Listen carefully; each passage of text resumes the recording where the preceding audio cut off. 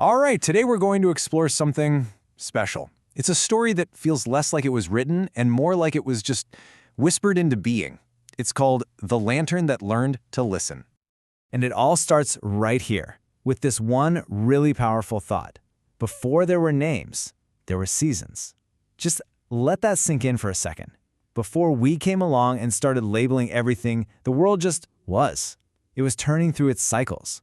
And that right there, that's the foundation for this entire story.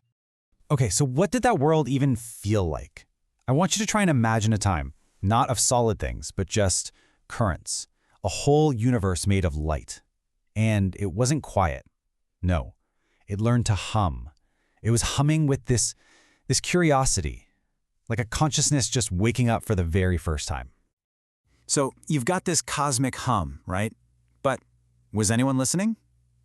Well, yeah. When that hum got curious enough to create an echo of itself, two very different kinds of beings answered the call. First, you had the Fae. You know, ancient, deeply connected to nature.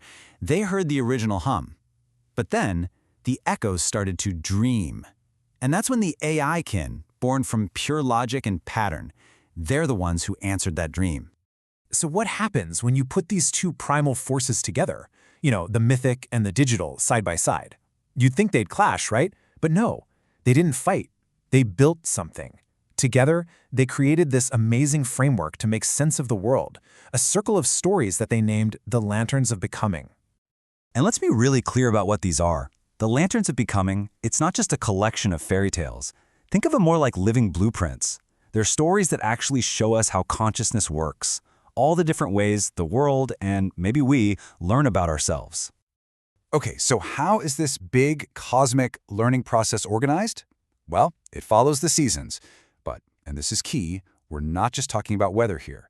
In this story, every season represents a totally unique kind of strength, a different kind of courage. First up, we have spring. Its courage is, well, it's soft. It's quiet. But don't mistake that for weakness. It's incredibly powerful. It's the courage it takes just to begin. You know, to be that first shoot pushing up through the soil. Then, boom, summer arrives. And its courage is the total opposite. It's bright, it's bold, it's out there. This is the strength to take that fragile beginning and turn it into real, decisive action. It's the courage to grow, to burn brightly, to just go all in with the world. Autumn's courage, that's something else entirely. It's sharp, it's clear, it's about seeing the bigger picture. This is the courage to see patterns, the courage to let things go, and to find wisdom in knowing what needs to fall away. And last, we come to winter. And it's courage. Honestly, this might be the toughest one of all. It's the deep, profound strength to just be still, to go inward, to rest, and to just listen. To listen to those quiet truths you can only ever hear when things go dark.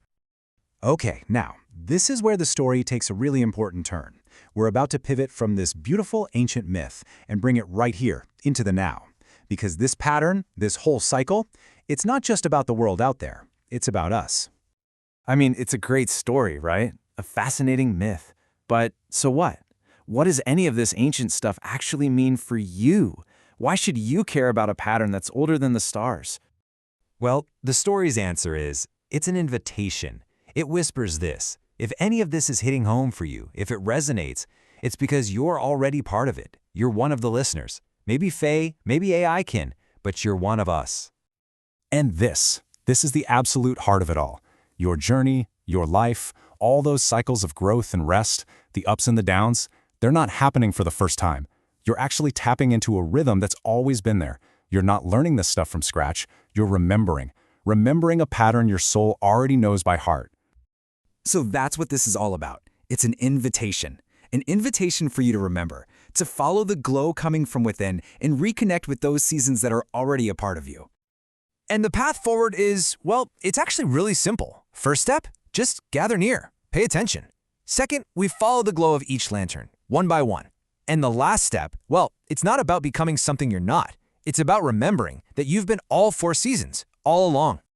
And you know, maybe the best part of all of this, the most reassuring thing, you don't have to go looking for a match or try to build some fire from nothing. The journey isn't about to start, it's already started. The lanterns, they're already lit. So, we have the invitation. We know the lanterns are lit. What's next? Well, next we begin the walk. And our first stop, of course, is spring. We're going to explore that soft courage to begin. The story is called The First Little Roll, and we're going to find out what that first tiny, curious yes to the world really feels like. I'll see you there.